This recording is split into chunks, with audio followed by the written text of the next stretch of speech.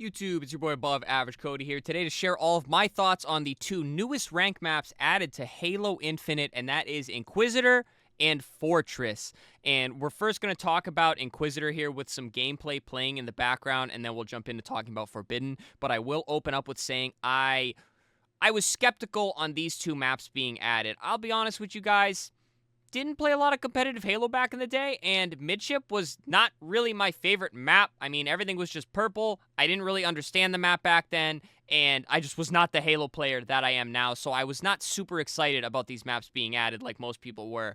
But boy, oh boy, once I played them, y'all, I absolutely love them. The first and most important thing is they play so good. They play amazingly. Like, the thing about Inquisitor is the middle of the map is very open, and it seems like Infinite has been trying to do that a lot with these maps, but it just does not work. It just turns into a big cross-map fest, you can't maneuver effectively, and it kind of just flat out sucks. But Inquisitor, guys, is so open in the center, but also very, very maneuverable. For face value, it feels like it's kind of a big map, but once you start traversing it, hitting some of the slides, it goes buttery smooth, man. And playing 5 flag on it, it is a long, fun game to play. And most importantly,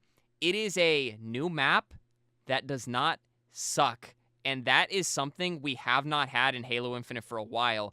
We are still playing the same oddball maps in the HCS, or watching them. I'm not playing. I wish I was playing them in the HCS, but watching them in the HCS, because we just haven't had any good competitive maps added. We have had new maps come to ranked multiple times, but I get them and I go, oh my god, just give me live fire again, or oh my god, just give me recharge again. It's like I'm fiending for the same maps.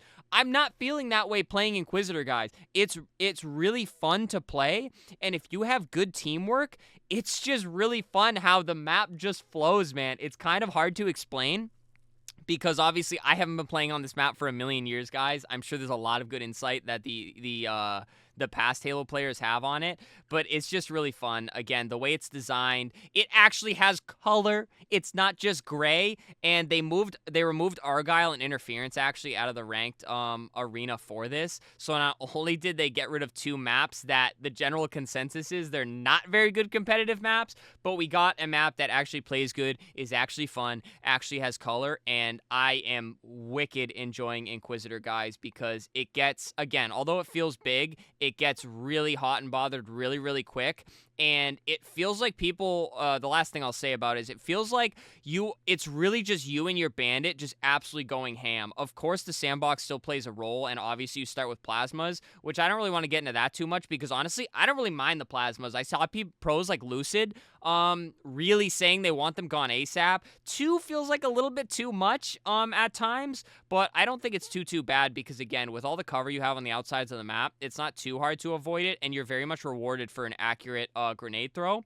But in terms of power weapons and things like that, you have camo up top, guys, and it's really hard to get to, so you really have to be really situated on the map well to be able to not only get enough kills to get to it, but then make it out there before the other team spawns up and just starts absolutely blasting you.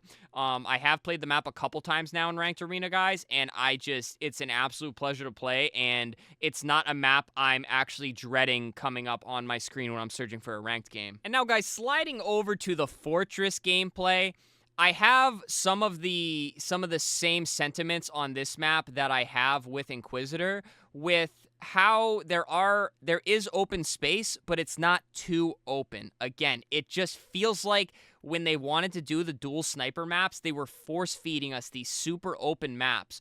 But the way Fortress is designed, guys, is really, really nice. Obviously, 2 snipers is always a great time, but just the way the map is built up high and how many power positions per se there is, it feels really, really balanced, because on a lot of the maps in Infinite, guys, you have like one clear spot where you want to be at all times and you want your team up there to gain this map control, and you just try to hold it the entire map, and if you can hold it longer than the other team, it works out pretty well. As for the way this map flows, guys, it's kind of like a two-tier map. There's a way to easily maneuver down below where you're a little bit exposed, but there's also an easy way to maneuver up high, and you really don't have to go down low. And you can see me here in this like little side tower. I can't see the entire map in one section. If I want to watch my spawn, I have to move over here. If I want to watch the middle of the map, I have to move over here. If I have to go to if I want to watch their spawn, I have to go to this little window over here, and I have to jump up.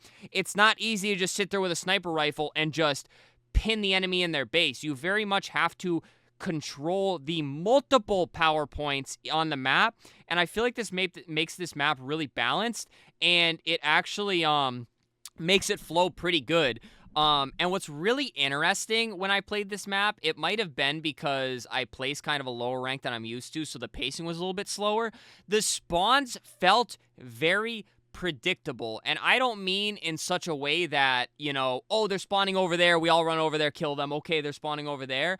Predictable in terms of I didn't have players spawning in these absolutely insane spots, and I did mention that they took out interference as one of the maps. Interference, I do not know what it was, but it felt like spawns just did not make sense sometimes. They just did not add up unless you had like a perfect setup on the map. I don't know if everybody felt that way, but that's how I felt. So to get a map where the spawns feel like they just make sense, it makes me really happy to play because I'm not getting those absolute BS spawns even on Slayer where all of a sudden I'm getting shot in the back when literally my teammates 15 feet away from me, or I'm not spawning right next to the enemy or something crazy like that. So everything on this map feels really, really good. And like I said, the fact that you can't just grab the snipe on your side of the map and see literally freaking 180 degrees across an entire line because there's so much like stuff in the way with the towers and stuff is really, really good. And then finally, guys, it has color. It has some freaking pizzazz. Obviously, the main color is tan, which is really similar to, what's the map, Forbidden.